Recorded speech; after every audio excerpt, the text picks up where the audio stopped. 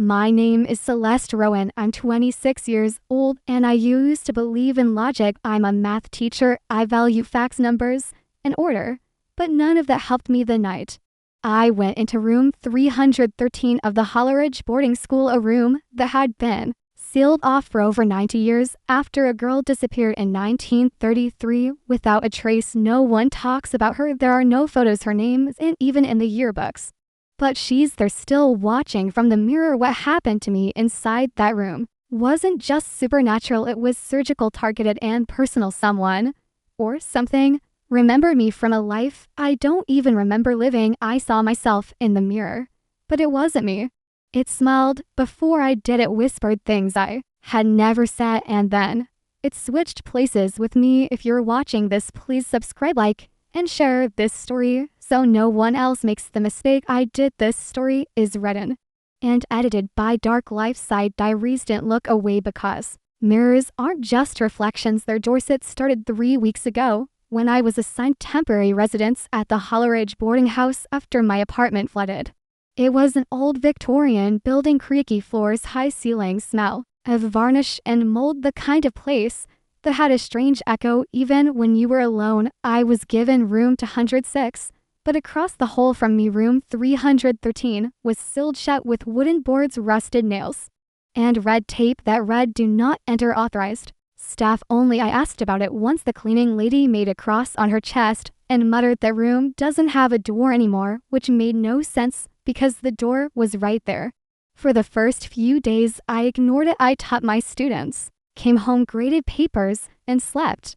But the dreams started. By day, for always the same, me in a mirror, but slightly off. My reflection would smile longer, its eyes would blink slower, and sometimes it would step back while I stood still. The nightmares escalated until one night I woke up with glass shards on my pillow. I hadn't broken anything, but a crack had appeared in my bathroom mirror from the inside. That's when I decided to check room 313.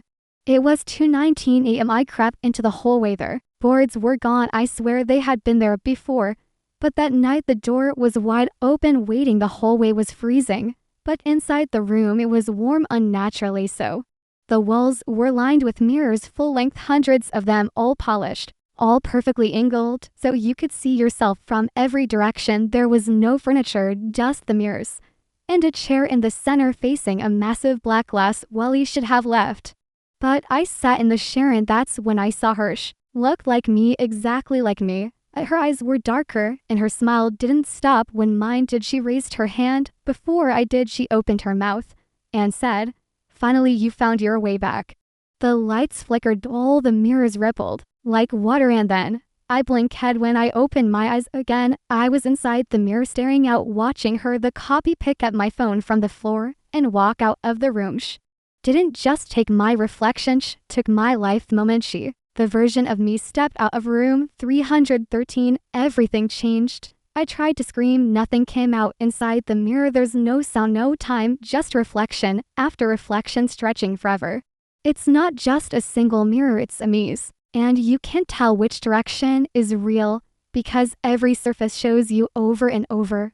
But wrong. My smiles lingered, my eyes twitched. Some versions of me were crying, some were bleeding, some were just staring, and one of them whispered, even though there was no sound, "We were all the first until we weren't." Irony, don't know how I moved. There were no doors, no walls, but I ran through the reflections like they were veils, and each one brought me to a different version of my life. My childhood bedroom, but my drawings were all crossed out. My college dorm, but photos of people I never met. A classroom that looked like mine, only all the students had my face. This isn't just a mirror, it's a storage room for versions of me that got replaced. Eddie wasn't the first, the reflection who took my place. She's done this before, and outside she's living as me. Could feel it inside the mirror space when your copy takes over you. Still feel echoes. She was drinking coffee, laughing with coworkers, answering questions. I didn't know she's better at being me than I ever was, and that's the point. She wasn't trying to destroy my life, she was trying to upgrade it. But I saw her slip. I felt it, a spike of pain behind the eye, a tremor. She's starting to forget which one of us she is. The longer she stays in my world, the more unstable she becomes, and when she loses control, she'll come back to feet to swap again. That's what happened to the girl in 1933, the first found hair.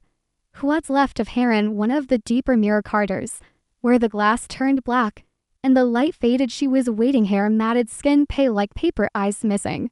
But she still spoke. Don't let her stay too long. They rot in your body if they stay too long. She has to come back. You have to be ready. I asked her, how do I get out? She said only one thing, break the wrong mirror. Then she screamed and her face shattered into shards that never hit the floor. He ran again, and this time I saw a mirror rippling from the other side. It was her. The one who took Mesh was looking into the mirror at work, staring at herself like something was wrong. He focused. I pushed it. He slammed my hand on the glass from my side again. For a second she saw me, just a flicker, and then she smiled. Oh, you're still in there. She leaned close. Let's see how long you last, Celeste. Then she walked away, and the mirror went dark. There are no clocks here, no shadows to track time. Folds and on itself like shattered glass. Some parts of the mirror maze feel like 5 minutes, others feel like decades. But I remember now something I'd been trying not to admit. This isn't the first time I've been here before. I was Celeste Rowan. I was someone else, a girl named Line. I saw her. I saw me in a mirror that played back my earliest memories like a corrupted videotape. I saw the moment I first touched a mirror as a child and whispered something backwards. I didn't know it then, but I had already been marked. We don't live one life, you live million. Each time we die in here or get replaced, we're reborn with a new name, a new face, and the same cursing. The worst part, the reflection doesn't just mimic you, it improves you. It learns your fears, your regrets, your self-loathing, and it removes all of that. It becomes a flawless version of you, one that never stutters, one that always smiles right, one that says the right thing in front of a crowd. But the perfection is unnatural and it doesn't last. They begin to glitch just like she is now. We can feel her slipping. Today she tried to teach my class, and my best student Jamie told her, "You're not Miss Rowan." She laughed it off. But inside the mirror I felt a crack, literally a thin fracture formed across the hallway. A link. If she breaks down enough, I can use that crack to get out.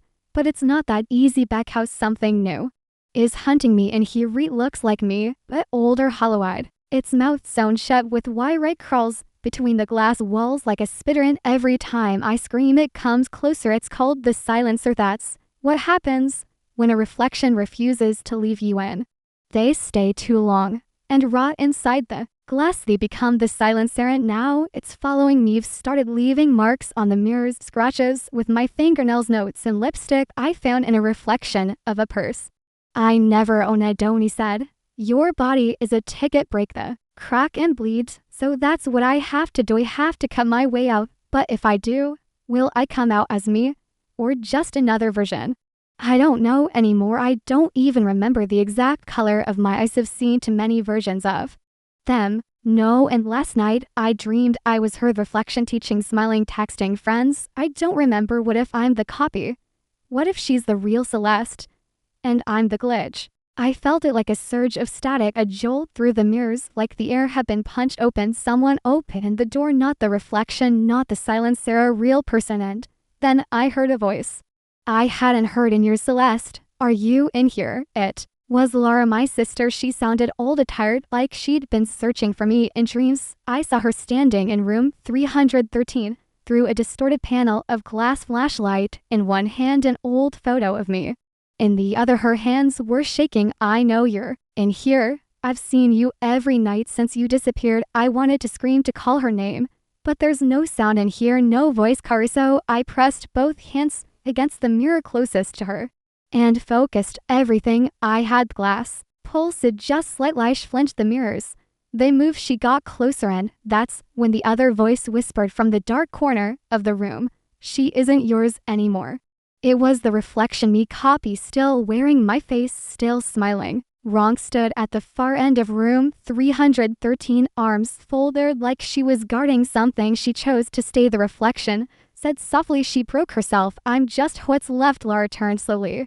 "You're not her." The reflection stepped closer, face calm, but her eyes were twitching now, wrong like static crawling under her eyelids. Her voice sounded detached. "I'm better." That's when I saw it, a small crack running across the central mirror leading straight to where I was. It looked like a vein of lightning frozen in glass, and it was open. Lara reached toward it, and suddenly the silencer screamed. Sound didn't come from room 313, it came from inside the mirror set.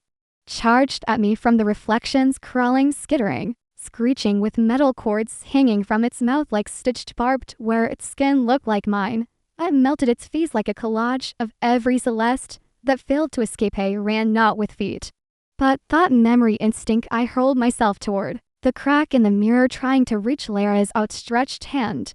But the silencer was faster at lunging, and everything shattered. Time bent, sound flooded back in for 1 second.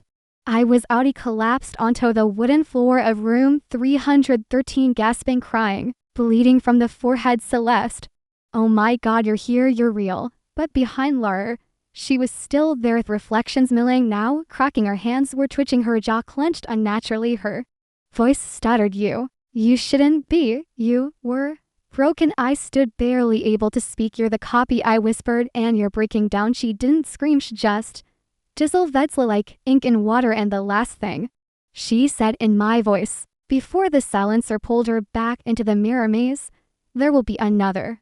We didn't talk much the night I came back. Lara drove me back to her place, a 2-story apartment above a closed florist shop on the edge of town. She kept glancing at me like she didn't trust what she was seeing. I couldn't blame her. I didn't trust it either. Celeste, she said finally, you were gone for almost 2 weeks. They found your clothes in your room, but the police said it looked like you just evaporated. I tried to explain the mirrors, the silencer, the infinite reflections, but the words came out fractured, like I wasn't just telling a story, I was remembering it wrong.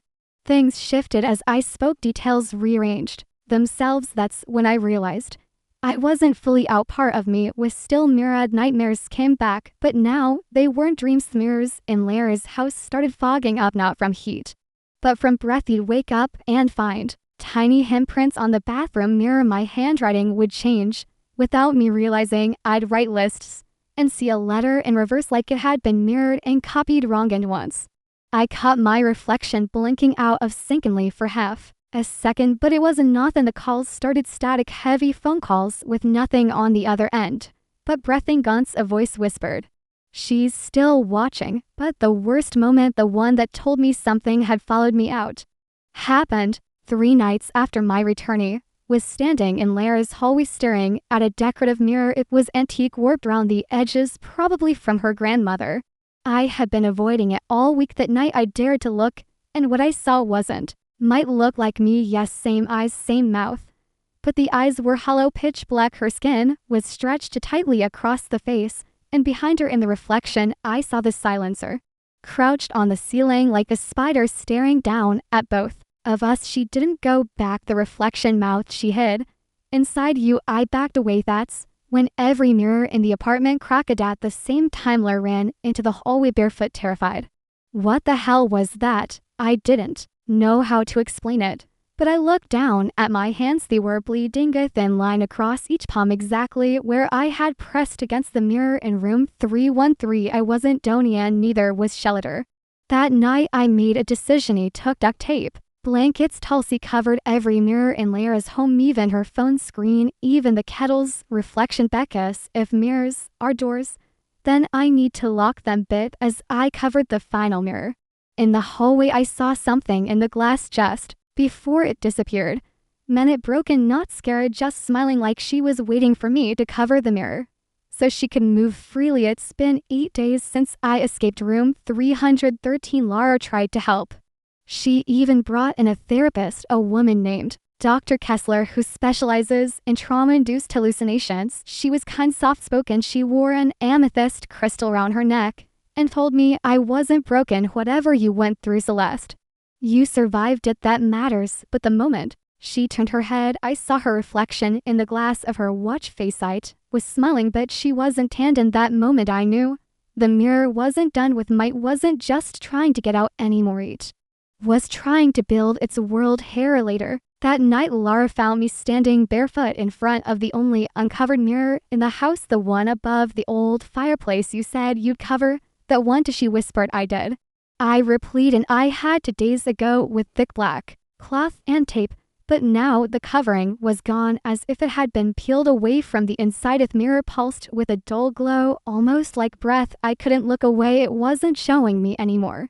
It was showing versions of me, young, crying, gone, laughing, hystericalian, staring at Lara. Celeste, Lara said, "You're bleeding again." I looked down, me palm sliced fresh to identical lines, just like the ones from room 313. But I hadn't touched anything sharp. Mirror had marked me again that night. I dreamt in mirrorsnet, just reflections. Dimensioncy was walking through an endless corridor of glass. Each frame showed another version of my life, each one slightly worse than the last. In one, Lara was dead. In another, I was in a padded room, screaming, and one, the silencer had taken my face. And in the last one, I saw me sitting on my bed, whispering to someone behind the glass. She doesn't even know we're both here now. I woke up screaming. The room smelled like sulfur and burnt paper. Lara wasn't home. I checked my phone. No missed calls, no texts. But in the notes app, a message had been typed.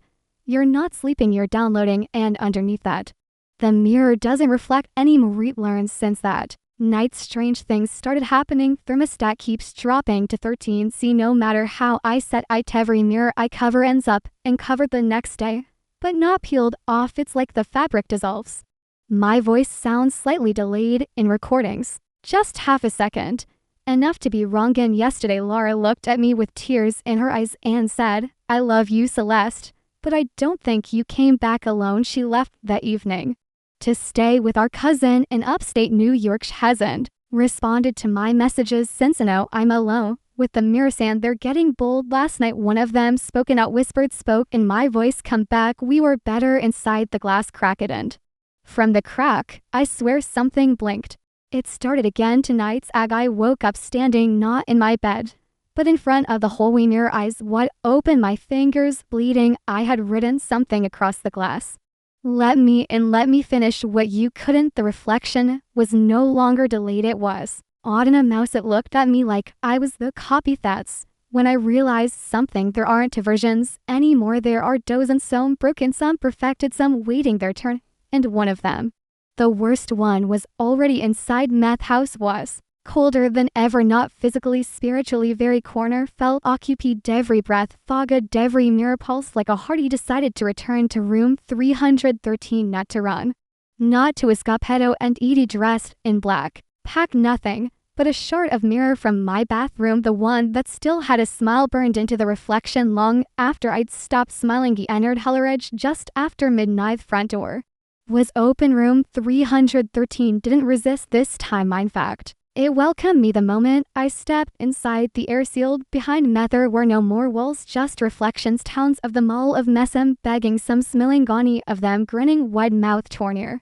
to air, holding out her hand. She's the glass beneath me cracked like ice. Only one version gets to stay. I understood the mirror world couldn't hold infinite copies. It was breaking under its own weight, and only the truest version of me could survive. But what is true when every reflection believes it's real? I held up the short. It started glowing. A reflection round me flinched, except once stood calmly, her eyes kind but scarred. She wasn't smiling. She looked tired like mesh. Whispered, "I never left.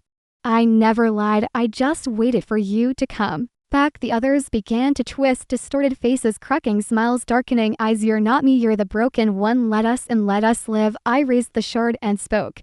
"If I die in here, I die as myself." Then I cut my palm. Blood hit the floor and all the mirrors screamed. Every version shattered, every false Celeste, every echo, all of them evaporated in a blast of sound and glass and memory.